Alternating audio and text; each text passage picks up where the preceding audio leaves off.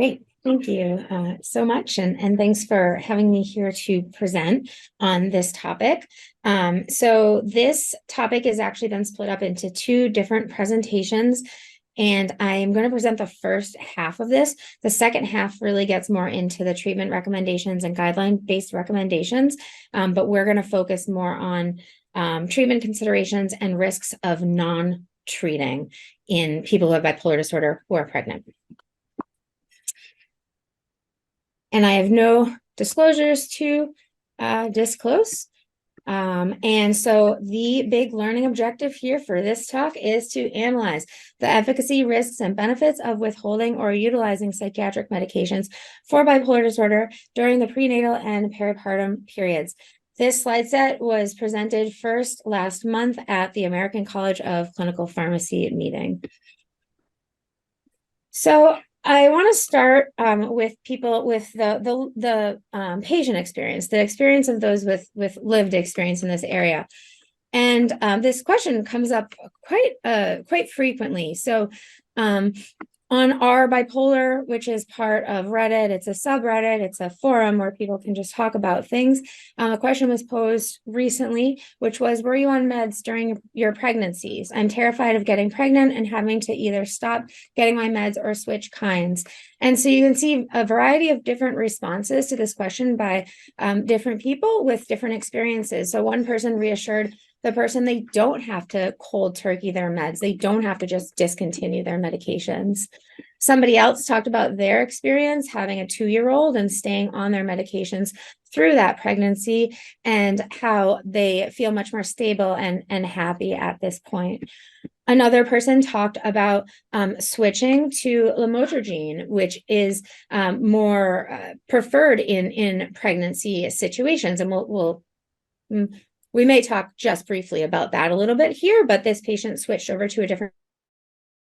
On the top right, you can see a description of someone that switched all of their medications to meds that were safer in pregnancy and breastfeeding about 3 to 4 months before even trying to conceive. So really thinking about planning before conception. And then the bottom person here talked about consulting with their psychiatrist and agreeing in a shared decision-making format to continue that patient's medications for their bipolar disorder and make sure they were on a safe dose of meds and also that the meds wouldn't harm the fetus. And they go on to talk about how they feel the most stable they had been in years and thought that was likely due to not only the hormones, but also the medications they used and then the self-care that they were adamant about providing themselves during that time during their pregnancy and postpartum period. So patients are talking about this, a variety of different experiences. So let's talk a little bit more about the evidence and some of the considerations. So, we always have to think about balancing risk versus benefit of treating different conditions in different situations. So here, thinking about treating patients with bipolar disorder throughout the course of pregnancy. So there are different considerations. We have to think about discontinuing versus continuing medications and what are the impacts on both sides. So we have to think about things like concerns about ongoing medication use and fetal safety, but then also potential concerns that potential misconceptions that pregnancy is emotionally protective. But then on the other side, thinking about if medications are in fact discontinued, concerns about untreated bipolar disorder and the safety to the person who's pregnant. And then also consideration of the holistic risk versus benefit to the dyad, which includes both the person who's pregnant and the developing fetus. So we know that untreated bipolar disorder in people who are pregnant can have important negative clinical outcomes. So, for example, up to 85% of people who it was 11:30. Oh, I don't have ability to mute.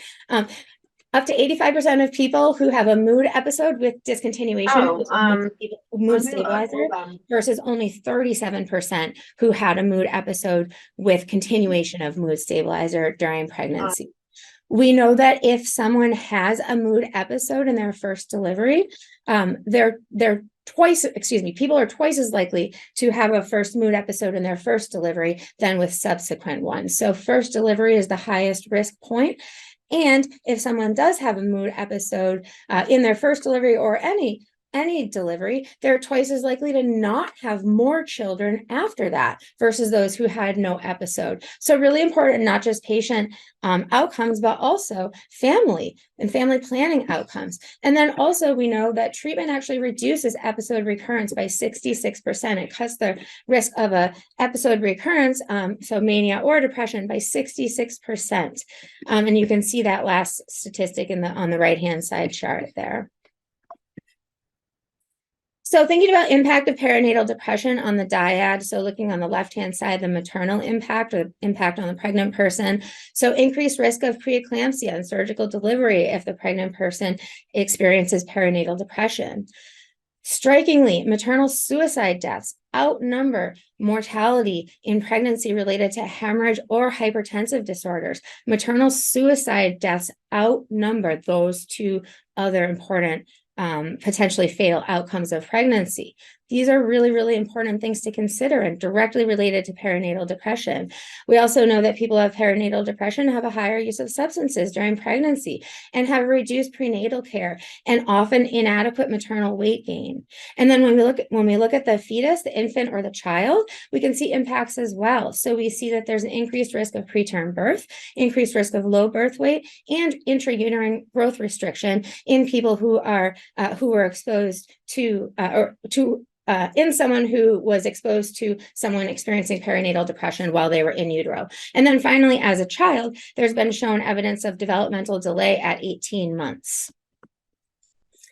So another complication that I would like to talk about is postpartum psychosis.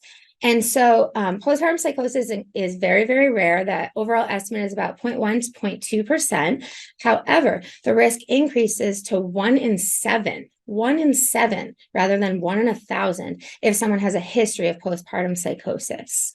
There is a greater than 50% incidence of postpartum psychosis if someone has bipolar disorder or schizophrenia and a personal history of postpartum psychosis. So in those patient populations, they're more likely than not to experience a postpartum psychosis episode with another pregnancy.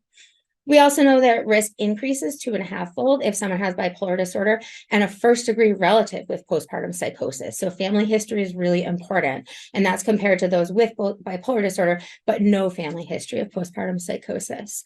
And then down on the bottom, before we get there, also risk is 3-fold higher with discontinuation of mood stabilizer in the perinatal period versus continuation of mood stabilizer. So we can prevent postpartum psychosis by keeping patients with bipolar disorder on their mood stabilizer throughout pregnancy. And you can see here, so again, the rates are quite low in general, but then looking at the incidence, if anyone has any history of a psychiatric hospitalization, the incidence of postpartum psychosis in this study approached 10%. So what does postpartum psychosis look like? What do patients experience? So first of all, I want to just really, really drive home this point that this is a key time in patients' lives for psychotic or manic episodes. So women experience 22 times more psychotic or manic episodes during the postpartum period than any other life period for a woman, 22 times more. That's striking. We know the mean age of onset is 26 years old, and generally postpartum psychosis, the onset's anywhere between 2 and 14 days post-delivery. And in the vast majority of patients, 90%, the symptoms occur in the first 4 weeks after delivery. And often the initial signs include restlessness, irritability, and insomnia, but then can continue to progress, and patients can start to develop symptoms that are more consistent with psychosis, such as paranoia, grandiosity, bizarre delusions, as well as a very rapidly shifting mood, confused thinking, and grossly disorganized behavior and withdrawn behavior. All of those things are common with postpartum psychosis as it continues to progress.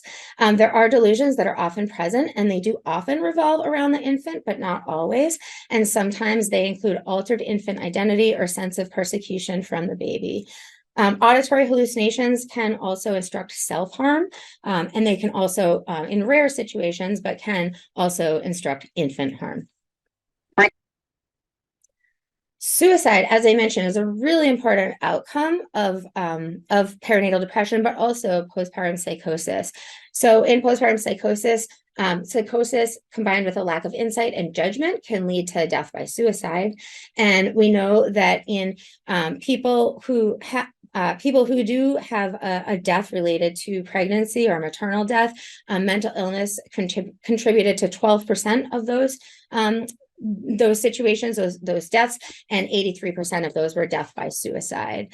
And so again, suicide increases dramatically in the year after childbirth, increases 70-fold versus other life periods, and it's a leading cause of maternal death.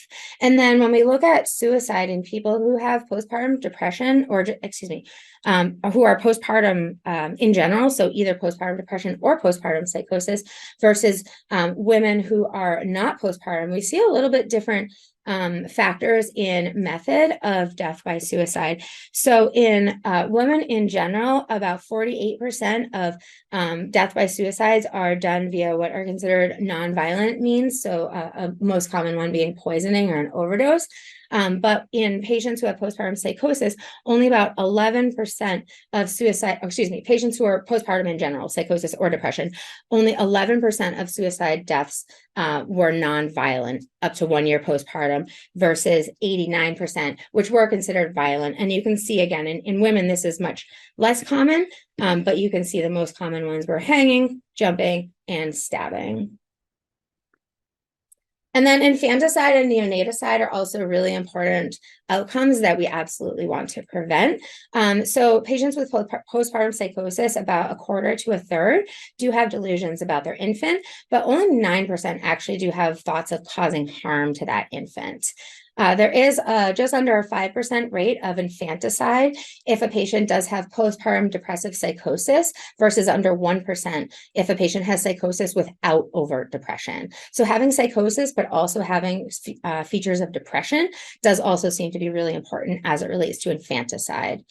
And then neonaticide is a specific type of infanticide that occurs within the first 24 hours after birth. And this specifically is often associated with maternal denial of being pregnant at all. So it often includes dissociations, brief amnesia, and strong depersonalization. Again, that denial of being pregnant. And you can see a description in the green box below of a woman from many years ago who had postpartum psychosis, and unfortunately she became strange in speech and behavior, and the child did die by the mother's postpartum psychosis via strangulation. So one of the things that we can do is screen patients for being at high risk of postpartum psychosis. And so one of the major things that we can do to identify if someone's at higher risk of postpartum psychosis is identify if someone has bipolar disorder, not major depressive disorder. So we can use a mood disorder questionnaire. This is not specific to pregnancy or the perinatal period at all. This is great for any adult. And what it does is it assesses past and current symptoms of high or hyper or irritable mood, excess energy, racing thoughts, or pressured speech. And what it's looking for is any history of hypomania or mania, which might lead the patient to need a further diagnostic workup to look for potential bipolar disorder. So it's a 13-item questionnaire, and it asks questions such as, has there ever been a period of time when you were not your usual self, and then questions such as thoughts raced through your head, you had more energy than usual, you got much less sleep than usual and didn't miss it, right? So really getting at those symptoms of mania and hypomania. And that's important because if a patient does have bipolar disorder, it's strongly linked to postpartum psychosis. We don't know the exact link, it's not perfect, but we know some. And so what we do know is that in patients with a postpartum onset of psychosis, often they experience more thought broadcasting, thought control, and experiences of influence, as well as auditory hallucinations and primary delusions. However, also in those with a postpartum onset, you do see more perplexity, delusions of control, blunted affect, and emotional turmoil, but less grandiosity and less decreased need for sleep in general than you would without the postpartum onset. But overall, in one of the biggest studies we have for postpartum psychosis that followed 110 people, 100 out of 110, 86% of those people subsequently met criteria for bipolar disorder. So that's the closest link we have, is the link between bipolar disorder and postpartum psychosis. We look at this, and then we also look at the data looking at the outcomes when mood stabilizers are stopped.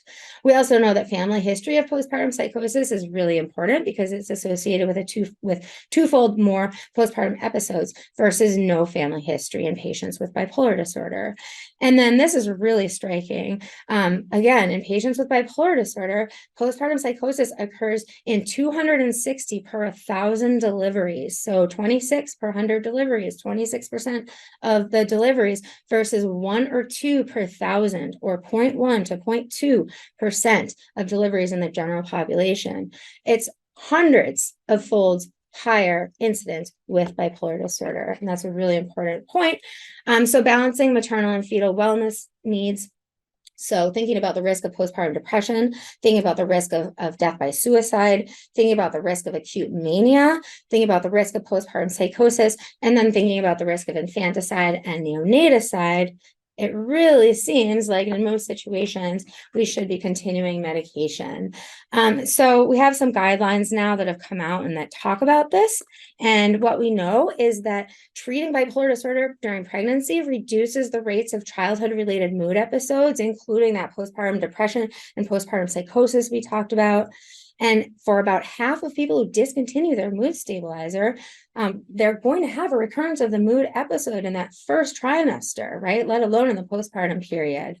We also have evidence to show us that if we do need to stop mood stabilizers, we should gradually taper them rather than discontinue them. The median onset of recurrence was only 2 weeks if someone had an abrupt discontinuation of their mood stabilizer versus 22 weeks if that mood stabilizer was gradually tapered. So keeping it on is best, but if it has to be stopped, gradual taper is preferred. CanMat goes on, this is our Canadian guidelines from 2018, goes on to talk about using collaborative decision-making. They do provide an option for, this is one of the biggest differences between CanMat 2018 and ACOG 2023, is that CanMat does provide an option for medication-free pregnancy. They do specify it has to be if someone's clinically stable for 4 to 6 months or longer and at a low risk of relapse, and with a gradual taper of medications. But again, they reaffirm carefully analyzing individual risk versus benefits before deciding to stop any medications before conception. ACOG says don't. ACOG really differs here. It's 5 years newer, more and more evidence keeps coming out. We're learning more about this. And ACOG says it's not worth it. There's a 3-fold increased risk of bipolar destabilization when we stop pharmacotherapy in pregnancy or postpartum periods. And so ACOG, the American College of Obstetrics and Gynecologists, say continuation of pharmacotherapy for pregnant individuals with bipolar disorder is highly recommended. I will just add one other thing to this, which would be in the second half of this, which is the one caveat or exception of this is valproic acid. If somebody is on valproic acid, another name is divalproex, or brand name is Depakote. If a patient is on any of those medications, that would be an exception situation when it would be appropriate to discontinue that and switch somebody to something else during pregnancy, because the risk of divalproex exposure to the developing fetus is very, very high. We see neural tube defects, reduced IQ decades later. So that's the one exception where we really don't use divalproex in pregnancy. Otherwise, at this point, we really have so many things that we get out of our medications, and patients in pregnancy and postpartum states are at highest risk. And so the evidence shows us we should continue medications for both the person who's pregnant and the developing fetus, and ultimately infant and child, right? So the whole dyad. So with that, thank you very much.